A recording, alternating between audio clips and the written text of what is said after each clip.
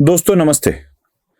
आज एक ऐसा भयंकर सत्य सामने आ रहा है जिसको देखकर हम शर्मसार हो जाते हैं। किसी एक संगठन, किसी एक व्यवस्था को बदनाम करने के लिए लोग कितनी हद तक गिर सकते हैं और क्या क्या षड्यंत्र रचे जाते हैं, यह हमें सुनकर, देखकर बहुत बुरा लगता है।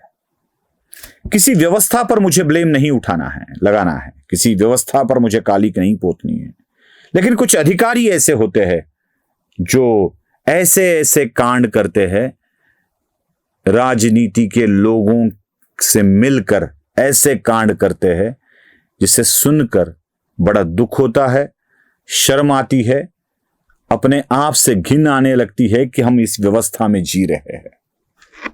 पुलिस वालों जरा सुन लो, अपना ही एक अधिकारी क्या कह रहा है। सोलापुर के महबूब मुजावर किस तरह की बातें कर रहे हैं। हालांकि उन्होंने सब कुछ मराठी में कहा है, लेकिन मैं हिंदी में बता देता हूं। महबूब मुजावर कहते हैं कि मैंने अपने वरिष्ठ अधिकारियों की नहीं सुनी, इसलिए मुझे जॉब से निकाला गया, मेरे ऊपर लांछन लगाए गए, केस थोपी गई, जेल भेजा गया, लेकिन मैं छूटा।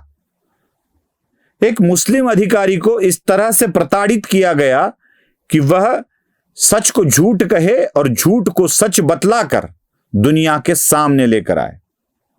क्या जिम्मेदारियां दी गई थी उनके ऊपर? मराठी में बोल रहे हैं, मैं दिखा रहा हूं आपको, साथ ही साथ नीचे हिंदी ट्रांसलेशन देने की कोशिश करूंगा, देख लीजिए। 7-8 वर्षापूर्वी 10 वर्षापूर्वी माझी एक इंटरव्ह्यू घेण्यात आली होती। त्यावेळेस मी थोडं सांगितलं होतं की हा तपास खोटा आहे, लोकांना गोवण्यात आलेला आहे। त्या रामजी कलसंग्रा, संदीप डांगे आणि दिलीप पाटीदार यांचा खून करण्यात आलेला आहे आणि तरी असे असताना ते जिवंत आहेत म्हणून दोषारोप पाठवण्यात आला। हे त्याचा तपास करण्यासाठी मला नेमला होता। ज्याला मारलेलं आहे, जे मेलेले आहेत, ते जिवंत आहे दाखवण्यासाठी मी त्यांच्या घरी जाऊन रेड करणे वगैरे वगैरे ह्या गोष्टी माझ्या लक्षात आल्या। त्यामुळं मी काय ते केलं, मी बघितलं ते सगळं आणि माझ्या लक्षात आलं की हे सगळं खोटं आहे आणि आपल्याला ह्याचा वापर करण्यात येत आहे। त्याशिवाय गोपनीय आदेश पण होता, गोपनीय आदेश होता। मग ते गोपनीय कसं असतं, त्या गोपनीयतेची वाच्यता करायची नसते। आता ते भांडं फुटलंय ते। तो गोपनीय आदेश म्हणजे आदरणीय मोहन भागवतजींना धरून आणा असं होतं, अटक करून आणा असा नव्हता आदेश, धरून आणा हा शब्द होता। त्यामुळे मी ते केलं नाही। पाहिजे ते काम ह्याच्या हातनं झालेलं नाही, तर मग मला माझ्यावरती खोटे गुन्हे दाखल केले आणि खोटे गुन्हे दाखल करून मला अटक केलं। अटक करून 7-7, 8-8 वर्ष मी त्या केसमध्ये गुरफटून राहिलो आणि त्याच्यातून मी निर्दोष सुटलो। आज मी पहिल्यांदाच सांगतोय की जे काही ATSचे प्रमुख होते त्यावेळेचे आणि परमवीर सिंग होते, त्यांच्या मार्गदर्शनाखाली त्यांनी रोज मला देत असलेल्या सूचनाप्रमाणे मी काम करत होतो आणि रोजच्या रोज त्यांना फीडबॅक देत होतो, जिथून असेल तिथून। आणि रोजच्या रोज त्यांनी सांगत होते मला, इथं जा, तिथं जा, असं कर, तसं कर, त्याप्रमाणे करत होतो। पण ते सगळं थोतांड होतं, काल्पनिक होतं ते। आणि ह्याला जबाबदार वरिष्ठ अधिकारी आहेत। मी कनिष्ठ कोण मला माहीत नाही। वरिष्ठ अधिकारी जे होते, परमवीर सिंग त्याच्यावरचे, हे लोकांनी मला आदेश देत होते आणि त्याच्याप्रमाणे मी गेलोय, आलोय, सगळं बघितलेलं आहे आणि माझं त्याच्यामध्ये नुकसान झालं। हे जेवढे आरोपी सापडले होते, हे भगवा आतंकवाद म्हणूनच शासनाने, त्यावेळेच्या शासनाने त्यांना भगवा आतंकवाद हा कन्सेप्ट दिला होता, नाव दिलं होतं। आता ते उघडं पडलं ते। माझा त्या भगवा आतंकवादावर विश्वासच नाही माझा। देखा, 30-40 सेकंड्स में कितना खुलासा हो जाता है। राष्ट्रीय स्वयंसेवक संघ के सरसंघ चालक मोहन जी भागवत को पकड़ कर लेके आओ, धर लो उसको, गिरफ्तार कर लो उसको, नहीं धर लो उसको। कैसे धरना है, क्या करना है, तुम्हारी मर्जी, और आगे जो कुछ भी होगा तुम्हें ही सहना पड़ेगा, बस उसे धर कर लेके आना है। इसका मतलब क्या हुआ? कौन दे रहा था यह आदेश? कौन थे वो वरिष्ठ जो राजनेताओं के चमचे बनकर काम कर रहे थे? परमवीर सिंह का तो हमें पता है, और परमवीर सिंह जैसे अफसरों के ऊपर तो हमें शर्म भी आती है। न जाने नौकरी छोड़ते छोड़ते परमवीर सिंह को क्या अच्छी बातें सूझी थी जो उसने सबको उजागर कर दिया। यही परमवीर सिंह अपने पीआई को जब बढ़ावा दिया जाने लगा तब गुस्साया।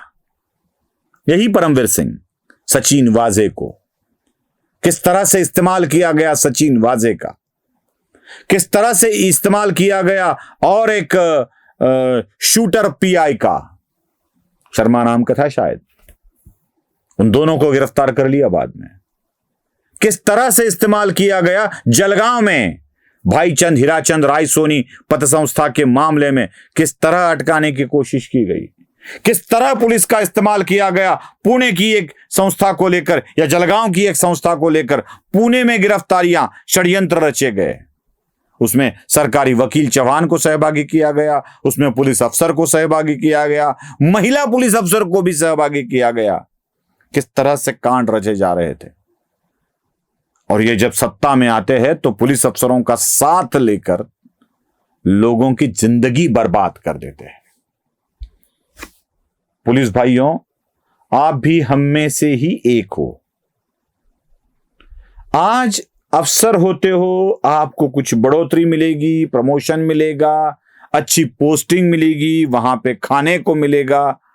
इसका मतलब ये तो नहीं है कि आप आम आदमी की जिंदगी के साथ खिलवाड़ करते जाओ। आम आदमी की बात छोड़ दो, यही महबूब मुजावर के साथ क्या किया गया था। जब मुजावर ने यह न माना कि मैं मुर्दा आदमियों को जिंदा समझूं, उसके ऊपर चार्जशीट फाइल करूं, उसका पंचनामा करूं, यह न माना। मोहन भागवत को उठाकर लेके आओ, यह न माना। ऐसी हिंदू आतंकवाद के मुद्दे को आगे बढ़ा, मुसलमान होते हुए भी यह न माना। आम आदमी की छोड़ दो, आपके अधिकारियों के साथ भी आपने क्या किया। जरा तो शर्म करो, जरा तो शर्म करो। आपको ऐसा नहीं लगता कि यह बहुत कुछ गलत हो रहा था? एटीएस का प्रमुख कौन था उस वक्त? कौन यह कर रहा था? क्यों ऐसी चर्चाएं हो रही है कि उसको मारा गया, उसी एटीएस अफसर को? एक साध्वी को प्रताड़ित किया गया, एक लश्करी अधिकारी को प्रताड़ित किया गया, और परमवीर सिंह जैसे अफसर ये सब चीजें करवा रहे थे। और भी कोई अफसर है? न जाने कितनी जगह भेजा गया महबूब मुजावर को।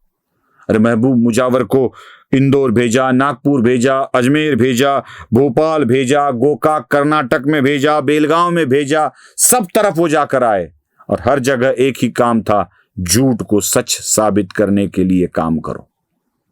लेकिन मुजावर नहीं माने। एक मुसलमान अफसर के साथ इस तरह का बर्ताव किया गया कि वह जिंदगी में अपने लोगों के साथ मिलने से भी डरने लगा। यही है, इसी ही पुलिस कहते हैं। क्या यही है पुलिसिंग? इसी तरह चला जाता है एटीएस? अगर ऐसी ही बातें होती रही तो विश्वास कैसे रहेगा? आज कोर्ट ने सारी चीजें साफ कर दी कि यह केस ही झूठा था, यह केस ही मनगढ़ंत था। किसी एक को भगवा आतंकवाद घोषित करने के लिए ही करना था, तो ये सारी बातें सामने आई। अगर न आती तो क्या होता? बस इसी के बारे में सोचिए। नमस्ते।